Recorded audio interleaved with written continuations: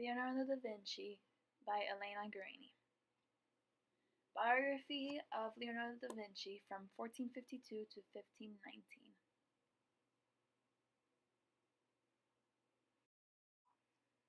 Leonardo's early life from 1452 to 1456. His full birth name was Leonardo di Piero da Vinci. He was born on April 15th of 1452 in a Tuscan hill town of Vinci in the Republic of Florence, Italy. Coming from a simple family, he was the illegitimate son of the respected Florentine lawyer Messer Piero Fiorentino di Antonio da Vinci and to Caterina di Menlipi. Da Vinci simply meaning of Vinci. His full name, Leonardo di Piero da Vinci, meaning Leonardo, son of Messer Piero from Vinci. Little is known about Leonardo da Vinci's early life, but he began creating and studying at a young age. He became very successful in many areas. In his first few years, he lived with his mother. At the age of 5, he went to live with his father, grandfather, and uncle in a small town of Vinci. Around then, his father had married a 16-year-old girl named Albiera. Little is known about this girl, and she died at a young age.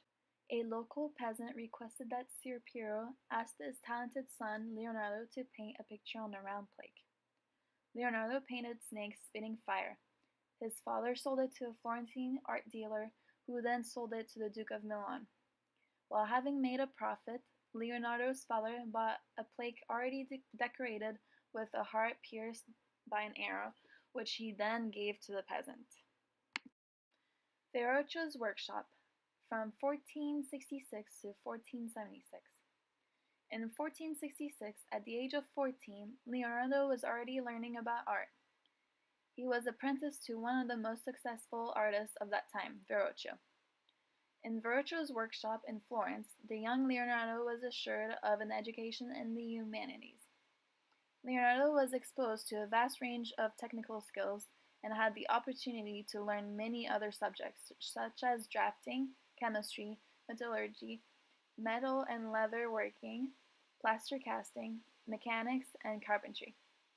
He was also exposed to drawing, painting, sculpting, and modeling for about 7 years. Most of the painted works of Verrocchio's workshop was done by his employees. Leonardo collaborated with Verrocchio on the baptism of Christ.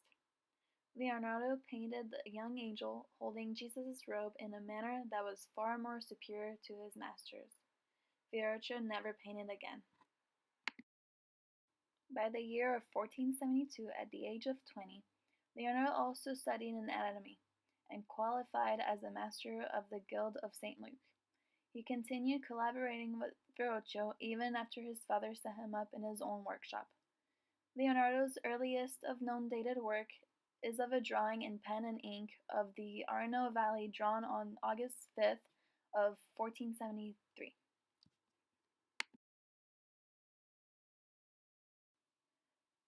Leonardo's professional life from 1476 to 1513. In 1476, Leonardo and a few other young men who worked at his shop were accused of having relations with other men, which were strictly prohibited by law in Florence.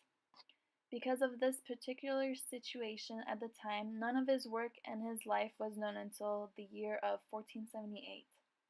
It was assumed that he might have had his own workshop in Florence from between 1476 and 1481. Leonardo had great interest in the world of invention, architecture, music, science, literature, engineering, astronomy, geology, botany, cartography, among other subjects.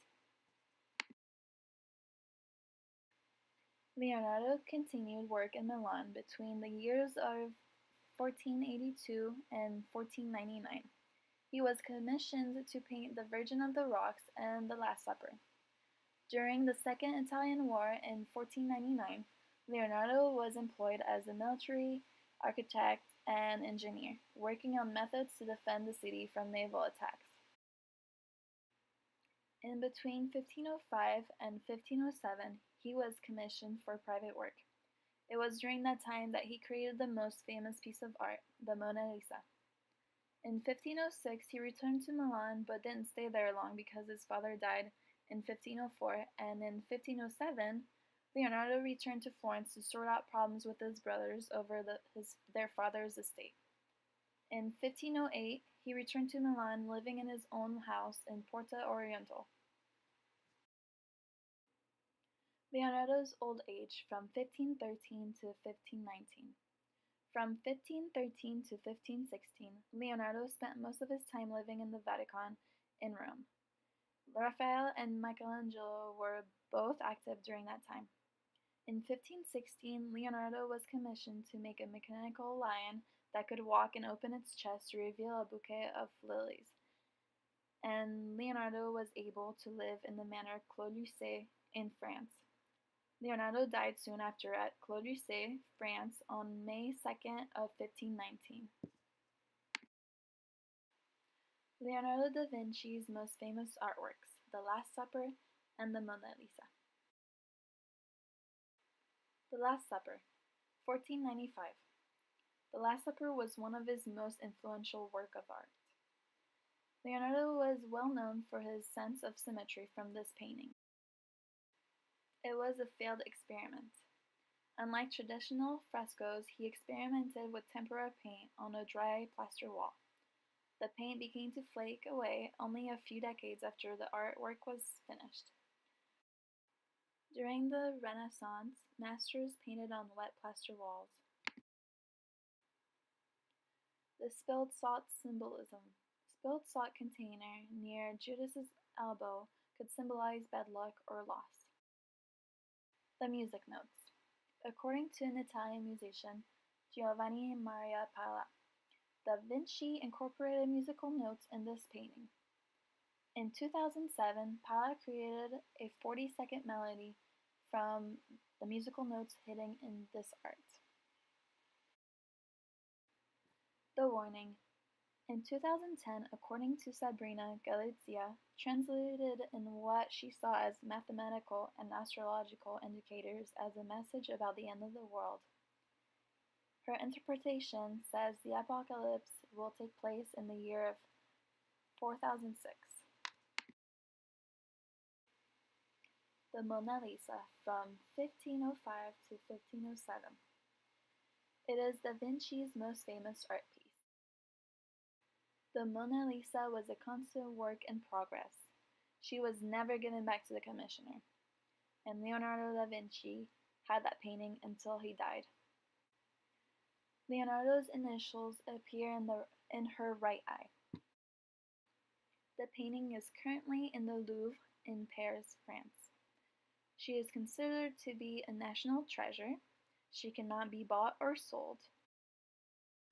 The painting has been stolen from the wall back on August 21st of 1911, and this is what made her so famous.